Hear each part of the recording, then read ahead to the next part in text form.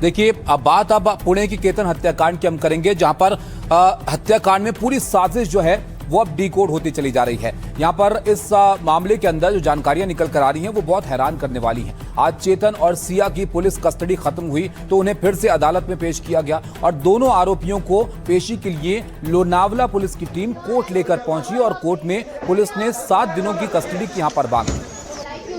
Chetan here, the secret lover of Sia Chaudhary Sia has now been taken to the court. Sia is here and she's covered her face.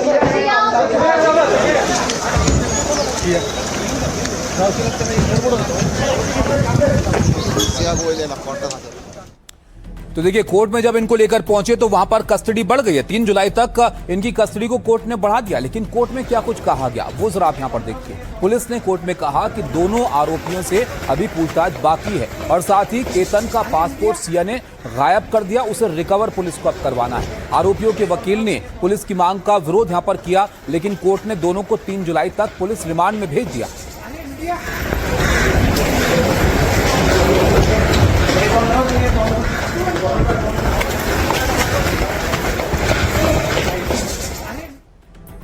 लेकिन इस मामले में अब तक क्या क्या खुलासे हो रहे हैं ये जरा आप यहां पर जान लीजिए। आप देखिए, इसी स्कूटर से लोहागढ़ तक यहां पर चेतन पहुंचा था और इस स्कूटर का इस्तेमाल करके सबूतों को मिटाने का, पुलिस से बचने का पूरा इंतजाम किया गया था। इस बीच सिया और चेतन को लेकर कई जो खुलासे हो रहे हैं उसमें पुलिस ने एक स्कूटर जब्त कर लिया है और ये जो स्कूटर आपकी स्क्रीन पर है ये वही स्कूटर है जिससे चेतन ने वारदात के दिन लोहागढ़ किले तक पहुंचने के लिए इस्तेमाल किया था और फिर इसी से वो वापस पुणे आया था।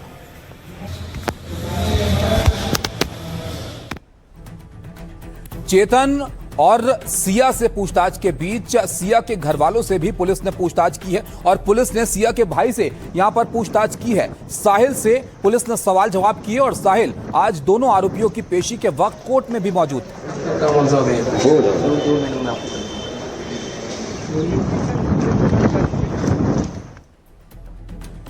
चलिए अब देखते हैं कि जैसे जैसे जांच आगे बढ़ रही है वैसे पूरी साजिश कैसे डिकोड हो रही है और आपको बताते हैं कि क्या था इस मर्डर का कोड। सिया को पहले से इस बात का पता था कि उसे किस जगह पर खड़े होना है और चेतन को यह पता था कि केतन को धक्का किस दिशा से यहां पर देना। बस केतन के साथ मौजूद सिया केतन को इशारा करने वाली थी और सिया चेतन में यह तय हुआ था कि जमीन पर बैठना सीक्रेट कोड होगा। सिया या तो पानी पीने के बहाने या फिर जूते का फीता बांधने के बहाने नीचे बैठती है और सिया के नीचे बैठने के इस इशारे के पीछे एक सोची समझी वजह थी। सिया नहीं चाहती थी कि केतन खुद को बचाने के लिए उसे पकड़ ले। अगर केतन सिया को पकड़ लेता तो वो भी खाई में गिर जाती और इसी सब को लेकर ये पूरी प्लानिंग यहां पर की गई थी। दोनों ने लोहागढ़ किले जाकर बाकायदा इसकी रिहर्सल तक की थी। चेतन चौधरी स्कूटर से लोहागढ़ किले तक पहुंचा था और टोल नाका रिकॉर्ड से बचने के लिए उसने कार इस्तेमाल नहीं की। वारदात को अंजाम देने के बाद चेतन उसी स्कूटर से पुणे लौट आया और चेतन चौधरी हुडी पहनकर लोहागढ़ किले में दाखिल हुआ था। लेकिन वारदात के बाद आप देखिए, जगह पर पहुंचकर उसने इस हुडी को उतार दिया और वारदात से पहले चेतन चौधरी ने काली टी शर्ट यहां पर डाल रखी थी और चेतन को धक्का देने के बाद उसने फिर से इस हुडी को डाल लिया। तो इस तरह से ये लोग बचने की कोशिश भी यहां पर कर रहे थे। लेकिन इस पूरे मामले में आप ये देखिए, मर्डर से 34 मिनट पहले वो कॉल जिसका अब पुलिस यहां पर तफ्तीश कर रही है, सिया और चेतन के बीच मर्डर से ठीक 34 मिनट पहले बातचीत हुई थी और इस आखिरी कॉल के दौरान ही सिया ने केतन की लोकेशन उसको बताई और साथ ही ये भी बताया कि वहां आसपास पर्यटकों की मौजूदगी नहीं है। वारदात के बाद दोनों ने फोन से 3 महीने का चैट भी डिलीट कर दिया, यानी सबूत मिटाने की पूरी तैयारी यहां पर की गई थी। इसके अलावा इंटरनेट से मर्डर का ब्लूप्रिंट बाकायदा यहां पर तैयार किया गया था। केतन को धकेलने का स्पॉट दोनों ने पहले से तय किया हुआ था। केतन का मर्डर स्पॉट चेतन और सिया ने इंटरनेट की मदद से ढूंढा था।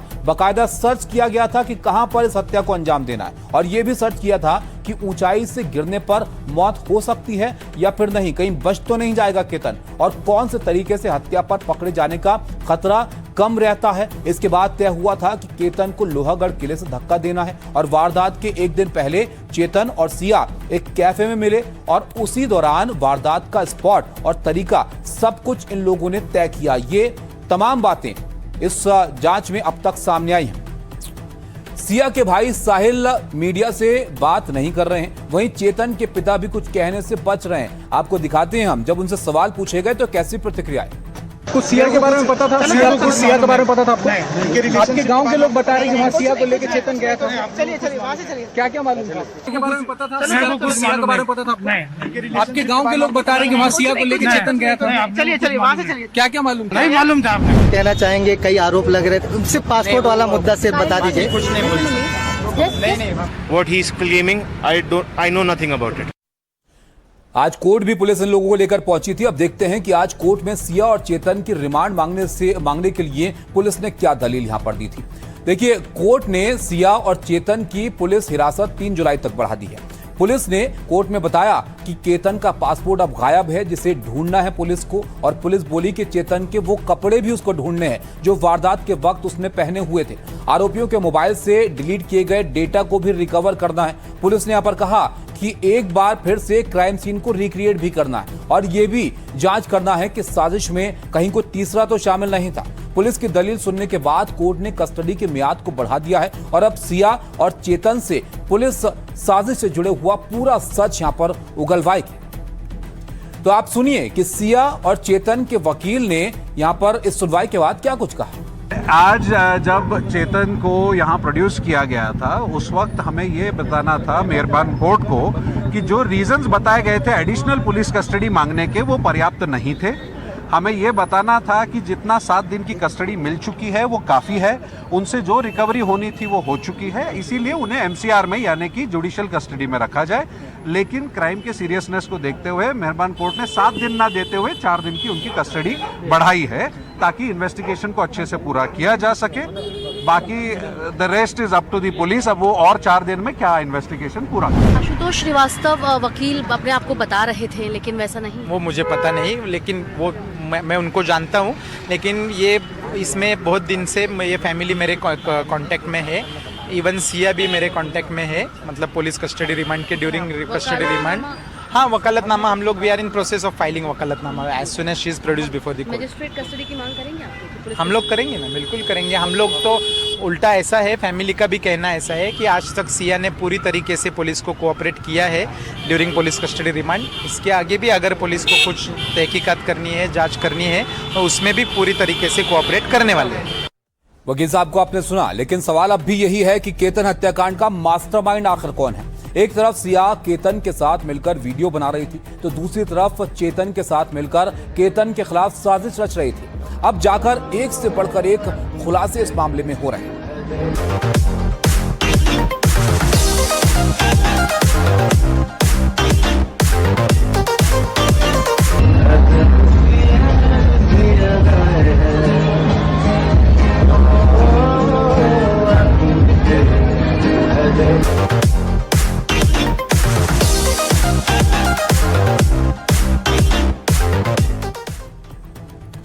तो पूछताछ में कई सारे सवाल हैं जिसका जवाब पुलिस यहाँ पर तलाश रही है, लेकिन एक सवाल ये भी कि सिया ने केतन के पैसे भी ऐंठे थे, अगर हाँ तो फिर कितने। अब देखिए आप, इस बीच खुलासा ये हुआ है कि सिया ने केतन से 1 करोड़ रुपए लिए थे और सिया गोयल ने ये जो पैसे थे केतन से लेकर शादी में शॉपिंग के नाम पर ये पैसे लिए। तो दिलचस्प बात ये है कि केतन से लिए हुए 1 करोड़ सिया ने चेतन को पहुंचाए थे ताकि वो इस पैसे का इस्तेमाल कर सके और बिजनेस को सेटल कर सके। फिर सिया और चेतन ने अपनी शादी के लिए 3 साल का वक्त यहां पर तय किया था और तय हुआ ये कि 3 साल तक न चेतन शादी करेगा और न ही सिया गोयल, और जैसे ही चेतन बिजनेस में सेटल हो जाएगा दोनों शादी कर लेंगे। तो 3 साल का ये कूलिंग पीरियड ये लोग लेकर चल रहे थे ताकि किसी को इन पर शक ना हो। और इतना ही नहीं, सगाई से ठीक पहले सिया और चेतन उदयपुर भी गए थे और उदयपुर में करीब 5 दिनों तक दोनों एक ग्रुप ट्रिप में साथ भी रहे थे। अब आपको सुनाते हैं कि इस पूरे मामले में अब तक पुलिस के हाथ क्या लगा है और पुलिस इस पर क्या कह रही है। हमारी जो फर्स्ट पुलिस कस्टडी में जो इन्वेस्टिगेशन हुआ था और जिस आधार पे हमें आगे की कस्टडी चाहिए थी, वो हमने आज माननीय कोर्ट के सामने रखे। माननीय कोर्ट ने वो जो भी दलीलें थी वो सुनी और हमारे जो इन्वेस्टिगेशन में जो आगे की कार्रवाई बाकी है उसके लिए 3 जुलाई तक हमें पुलिस कस्टडी ग्रांट की हुई है। अभी इन्वेस्टिगेशन जारी है, जैसे जैसे चीज़ें सामने आती है उस हिसाब से हम पुलिस तपास करते हैं। हमारा जो इन्वेस्टिगेशन है, जो हम इन्वेस्टिगेशन कर रहे हैं वो हम माननीय कोर्ट के सामने ही रखेंगे। आगे बढ़ते हैं और एक और गंभीर मामले के बारे में बात करते हैं। बात महाराष्ट्र से लेकर राजस्थान तक एक्शन की, क्योंकि बेटियों के गुनाहगार नहीं बचेंगे। दो ऐसे मामले हम आपको बताते हैं जो जानकर आपका भी खून खौल जाएगा। पहले आप जानिए महाराष्ट्र के मामले की, जहां पर पुणे रेप केस में एक बड़ा फैसला आया। स्पेशल कोर्ट ने रेप के आरोपी को फांसी की सजा यहां पर सुना दी है। ये जो मामला था, इसमें रिकॉर्ड वक्त में कोर्ट ने अपना फैसला दिया है। ये जो आरोपी आप यहां पर देख रहे हैं तस्वीरों में, इसने सिर्फ 3 साल की मासूम बच्ची के साथ रेप किया, फिर उसकी हत्या कर दी और इस मामले को कोर्ट ने बहुत गंभीरता से लिया।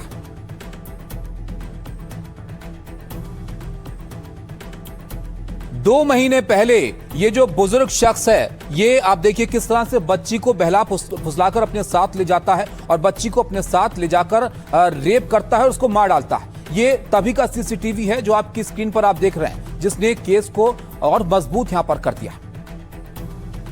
तो ये तस्वीरें उस वक्त की हैं, मई के महीने की, जब इस बच्ची के पीछे आता हुआ ये व्यक्ति यहां पर दिखता है। ये यहां से इस बच्ची को साथ लेकर जाता है और रेप के बाद इस मासूम की हत्या कर देता है।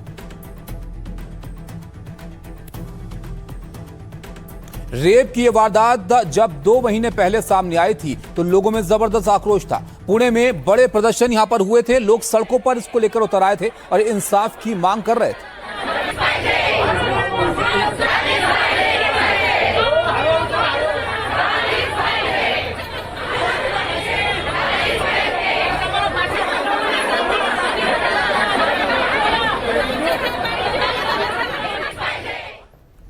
तो देखिए कितना जघन्य आरोप था। जाहिर तौर पर लोगों में बहुत गुस्सा है। आप देखिए सड़कों पर लोग यहां पर इकट्ठा हुए हैं। पुणे में हाईवे पर चक्का जाम कर दिया और इस मामले में सख्त कार्रवाई की मांग जो है वो लोग यहां पर कर रहे थे और इस मुद्दे को यहां पर उठा रहे थे और सख्त एक्शन की डिमांड के साथ सड़कों पर लोग खड़े हुए।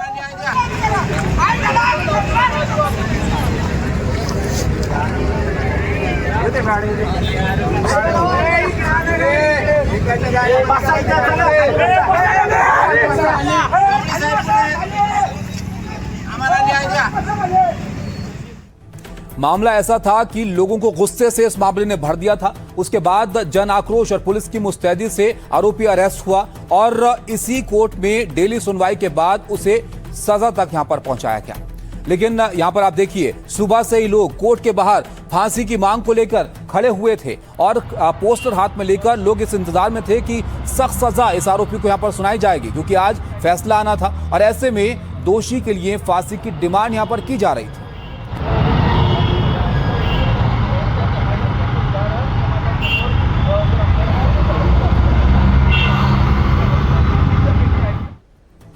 कोर्ट ने सबूतों के आधार पर दोषी को फांसी की सजा सुनाई और उसके बाद पीड़ित परिवार को इंसाफ यहां पर मिला है। साथ ही मांग यहां पर की गई है कि दोषी को जल्द फांसी पर लटकाया जाए। बहुत ज्यादा हमको समाधानकारक ये सजा हुई है। जो हम अपेक्षा कर रहे थे न्याय व्यवस्था से, वो अभी पूरी हो रही है। वो तब तक पूरी होगी जब कुछ फांसी की अमल बजावनी होगी और बहुत ज्यादा हमको समाधान होगा। कोर्ट ने इस मामले को रेयरेस्ट ऑफ द रेयर की कैटेगरी में रखा और फांसी की सजा इस आरोपी को यहां पर सुनाई है। लेकिन कैसे यह मामला आगे बढ़ा, कैसे इस पर सुनवाई हुई, ये जरा आप यहां पर जान लीजिए। मासूम का गुनाहगार पहले भी वारदातों को अंजाम दे चुका है और इसीलिए उसे कोर्ट ने फांसी की सजा यहां पर सुनाई है। मासूम के गुनाहगार को महज 2 महीने में सजा यहां पर हुई और पुणे की स्पेशल कोर्ट ने उसे फांसी की सजा सुनाई है और आरोपी ने 1 मई को वारदात को अंजाम दिया और जब वो 3 साल की बच्ची को उठाकर ले गया था, इसके बाद उसने बच्ची के साथ दुष्कर्म किया था और पत्थर से सिर कुचलकर बेरहमी से उस बच्ची की हत्या कर दी थी। सबूत मिटाने के लिए बच्ची का शव तक इस आरोपी ने छुपा दिया था। बॉडी को तबेले में गोबर के ढेर के अंदर रखा गया था और जैसे ये मामला सामने आया तो हंगामा यहां पर मच गया। आक्रोशित लोगों ने इंसाफ के लिए प्रदर्शन किए और सीएम फडणवीस और महिला आयोग की सख्ती यहां पर हुई और आरोपी को तुरंत पकड़कर सजा दिलवाने की उन लोगों ने ठानी और इसलिए केस की सुनवाई फास्ट ट्रैक कोर्ट में हुई, जहां पर पुणे पुलिस ने तुरंत जांच करके सबूत पेश किए, क्योंकि पुलिस के हाथ आरोपी का फुटेज लगा था जिसमें आरोपी बच्ची को ले जाते हुए सीसीटीवी में रिकॉर्ड हुआ था और इसके बाद पुणे पुलिस ने उसे गिरफ्तार कर लिया और 65 साल के इस आरोपी ने अपना अपराध उसके बाद कबूला। स्पेशल कोर्ट ने इसे rarest of the rare case माना और दोषी को घिनौनी करतूत पर फांसी की सजा सुनाई। सीएम फडणवीस ने यहां पर कहा कि कोर्ट ने एकदम सही फैसला दिया, ऐसे दरिंदों को समाज में रहने का कोई अधिकार नहीं। सीएम ने एसपी और सरकारी वकील को कॉल करके बधाई भी इस मामले पर दी है। रिकॉर्ड समय में जांच और सुनवाई करने के बारे में उन्होंने यहां पर तारीफ की और उद्धव गुट ने दोषी को जल्द फांसी देने की अब यहां पर मांग की। तो इस मामले पर आप देखिए, जब जांच यहां पर मुकम्मल हो गई, कोर्ट ने फैसला सुना दिया है, तो नेता और वकील इस पर क्या बोले हैं वो आपको दिखाता है। कोर्ट ने अक्यूज्ड को दोषी करार देते हुए तीन अलग अलग सेक्शंस के अंडर उसको दोषी करार देते हुए उसको तीन दफा फांसी देने की ऑर्डर किए। कोर्ट ने हीनियस क्राइम है, रेयरेस्ट ऑफ रेयर केस में ये जो टेस्ट है वो ये केस में पास होती है। जब आरोपी की उम्र 36 इयर्स थी, तब आरोपी ने 65 इयर्स ओल्ड लेडी पे रेप किया था। उसके बाद आरोपी ने एक बार 17 साल के बच्ची पे रेप किया, और अभी आरोपी जब 65 इयर्स एज है आरोपी का, तब आरोपी ने ये 3 इयर्स के बच्ची पे रेप किया। तो ये सर्कमस्टेंसेस को एक aggregative circumstances, aggravating circumstances consider किया गया। हमने पहले ही कहा था कि ऐसे आरोपी की जीवित रहने का कोई अधिकार नहीं है, इसको सिर्फ फांसी और फांसी होनी चाहिए। और इसीलिए मैं तमाम सभी लोगों को धन्यवाद देता हूँ। मुख्यमंत्री जी देवेंद्र जी खुद ही इस केस को मॉनिटर कर रहे थे, वो भी यहाँ पर हमारी जो टीम थी उसको सहयोग कर रहे थे। मैं इस जो जजमेंट आया उसका तहे दिल से स्वागत करती हूँ। कोर्ट के और पुणे के जो एसपी है और पुलिस है, उनकी मैं आभारी हूँ, और हमारी मांग है कि इसको फांसी जल्द से जल्द मिलनी चाहिए। न्यायपालिका और पुलिस का अभिनंदन करता हूँ कि उन्होंने जल्द गति से न्याय देने की भूमिका ली, और महाराष्ट्र के दिल में जो गुस्सा था वो आज कहीं ना कहीं थोड़ा सा ठंडा हुआ। ठंडा नहीं हुआ क्योंकि लोगों के ये अपराध करने वालों के दिल से पुलिस की और कानून का डर ही निकल गया।